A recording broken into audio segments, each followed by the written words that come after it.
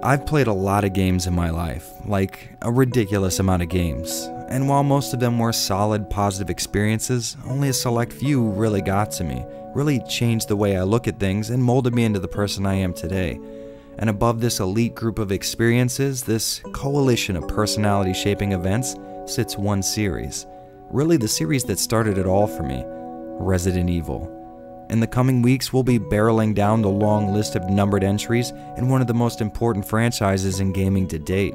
A daunting task to be sure, but a task well worth taking on.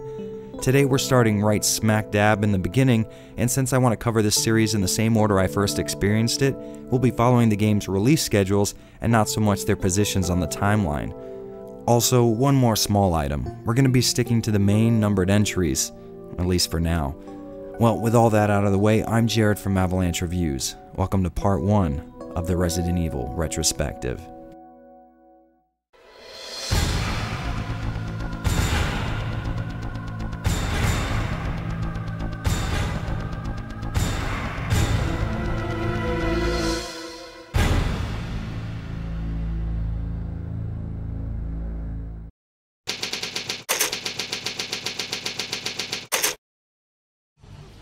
The 90s were a very experimental time for gaming. While 2D was still a tried and true method for video game creation, 3D was becoming more and more accessible thanks in large part to the 3D powerhouse of its day, Sony's PlayStation.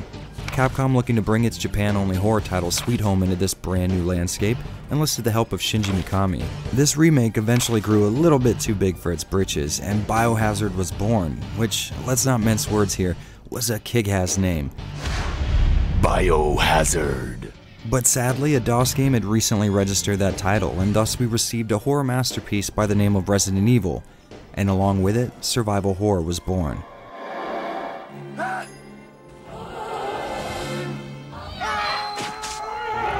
Resident Evil begins simply enough with the rescue mission. It seems that there have been a rash of brutal murders and assaults in Raccoon City, and the grisly nature of these attacks has people spooked. In response, the Raccoon City Police Department sends in a team of their finest, the Special Tactics and Rescue Team, or STARS for short. The only problem is this elite group has gone missing. We play as either Chris Redfield or Jill Valentine, members of the STARS Alpha Team, whose job it is to find the missing Bravo squad and investigate these strange events. Right off the bat, things aren't looking good, with Bravo Team's helicopter completely destroyed, but things go from bad to worse when the group is attacked by a pack of decayed canines. After losing a member and their only escape method, Alpha Team retreats to a nearby mansion where it's believed they'll be safe. Now, this being a video game, safety is nowhere to be found. What remains of the Alpha Team is tasked with navigating this huge mansion, looking for a way out and maybe an explanation for the shambling corpses walking the halls. People often criticize the first RE story with being too campy and cheesy. Now, these people aren't too far off. I mean, there are some serious levels of cheese here. Ouch! You're wounded! But this simple story always kind of stuck with me in an interesting and, dare I say it, kind of believable way. Maybe it's the contemporary setting or the juxtaposition between these images of cops investigating a house being viewed right beside gory walking corpses feeding on the living.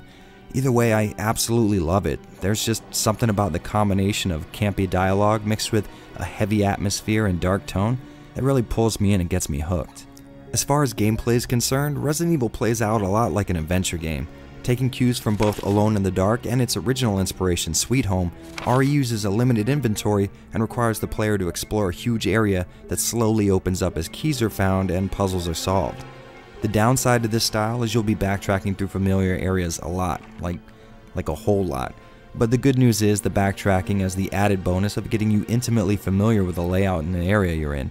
In fact, I'd wager most RE veterans could draw you a map of the entire mansion without much of a problem. A solid eye for level design also benefits this type of exploration, as item boxes and save rooms are often placed in high traffic areas, which means you're never going too far out of your way to progress. These item boxes are key given the limited amount of crap you'll be able to lug around, and the fact that they all share a universal inventory means you'll never be too far from your stored items. Game-saving typewriters are a key feather in the old survival horror cap as well. Instead of making the game easier, save points add another layer of tactics, since they can only be used by giving up an ink ribbon, which can be found in a very limited supply throughout the game. Of course, dying and losing progress can only be scary if there's something looking to kill you. Combat in Resident Evil consists of planting your feet, taking aim, and blasting away, all while hoping the zombies in front of you die before they get within arm's reach. When compared to the more action-oriented titles, it's easy to see this as archaic, but there's a finesse to staying alive in the Spencer Mansion. First off, combat isn't exactly recommended. Ammo and healing items are in short supply, and what little you have can't all be carried at once. This leads to a very strategic approach to engaging enemies.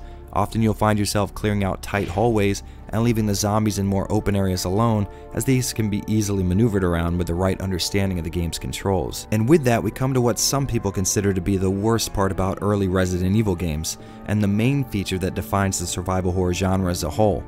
Resident Evil uses tank controls, and what that means is up and down on the PlayStation D-pad will always move the character up or down relative to the direction they're facing. Left and right, instead of moving the character left or right, are used to pivot the character in those directions. Now, some people tend to find this method of control really hard to grasp, and you can just chalk that up to preference. One thing I would like to clear up is a very common misconception. In fact, it's one that even I've been guilty of. See, tank controls were not used in Resident Evil as a means to increase tension. Now, I know you've heard this a lot, but Capcom wasn't trying to purposely make the game harder or scarier by way of the controls. The fact of the matter is, tank controls existed in Alone in the Dark, and since Resident Evil used the same exact static camera angles, tank controls were just the best option to go with. Now, don't get me wrong, I'm sure this added the side effect of increased tension or difficulty, but this was certainly not the intent of the developers. And with that rant out of the way, let's talk about the genius of this game's visuals. At the time, heavily detailed 3D graphics were about weighing your options. You could either have the environment or your character models pushing lots of polygons, not both. Deciding instead to use static camera angles, the devs were free to use pre-rendered CG images as backgrounds and spend all the system's resources on the few amount of 3D objects on screen. This had the amazing effect of allowing the 3D models to really pop when viewed against the 2D backgrounds. Of course, it also gave the team full control of the camera, which resulted in the cinematic look that the series was known for. Long hallways often have far-off angles, and close spaces feel even more claustrophobic thanks to a keen eye for camera placement. Sometimes these angles can hide enemies around corners or just out of sight, and to combat this, each genetically altered corpse and bioorganic monster has a telltale audio cue. Whether it's zombies' iconic moan or the clicking of a hunter's claws on the ground, a careful player should never be caught off guard. Should being the keyword there. But enough about the camera angles, let's talk about these glorious, amazingly detailed pre-rendered backdrops. Okay, so maybe my inner fanboy might have oversold them a bit, but at the time you just didn't get any better than this. Every room, hallway, and experimental laboratory looks amazingly detailed and full of life, no pun intended. Even years after my first time playing this game, I'm still finding little things I never really noticed. Of course, upscaling the game via the FrameMeister makes compression artifacts much more noticeable, but that's to be expected for a game that's more than 2 decades old. Without a doubt, these backgrounds played a pivotal role in helping a 13-year-old me get completely immersed in this experience. Now, these well-designed environments may have contributed to the dark atmosphere, but if there's one thing that cranked the fear knob to 11, it's the game's soundtrack. Since the game was split 90% exploration, 10% adrenaline-pumping combat, RE's OST is filled with dreary, ominous-sounding tracks that straddle the line between peaceful-sounding melodies and off-key tones. This combination makes for a real feeling of unease, but the most amazing part is how well each song fits the environment you hear it in. Long, poorly lit hallways have slow, dark-sounding string accompaniments, and the overgrown guardhouse track sounds thick and mysterious. But sadly, this only applies to the original release of the game. The subsequent Director's Cut and DualShock re-releases of RE came with a tweaked soundtrack featuring some orchestral tracks and total re-recordings of classic songs. There tends to be a bit of contention as to whether or not this is some kind of blasphemy, and even though I actually like a lot of the new recordings, you're better off aiming for the original black box release. Either that or make peace with the idea of listening to this auditory abortion.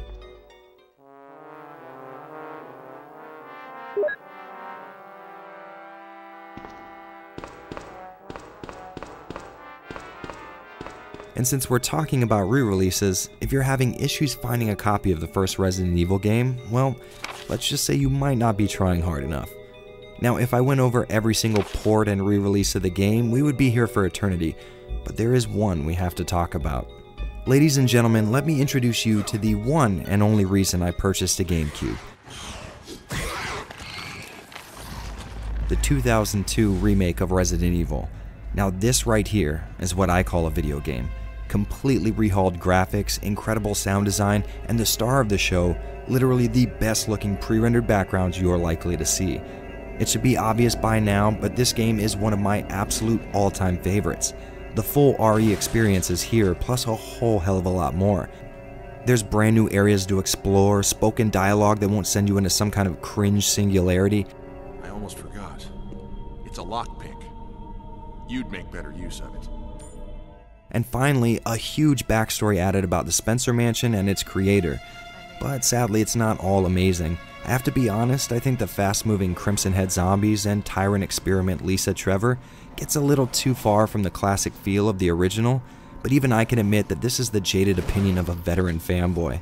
Because of that, I would recommend you start with the original and move your way up to the remake, but no matter which way you slice it, Resident Evil is a landmark event in gaming, something that should be experienced in any way possible. It's doubtful you'll come across many games that capture that same level of immersion, and yes, that does include modern horror titles. So no matter what you do, find a copy of Resident Evil, turn down the lights, and get ready to enter the world of survival horror.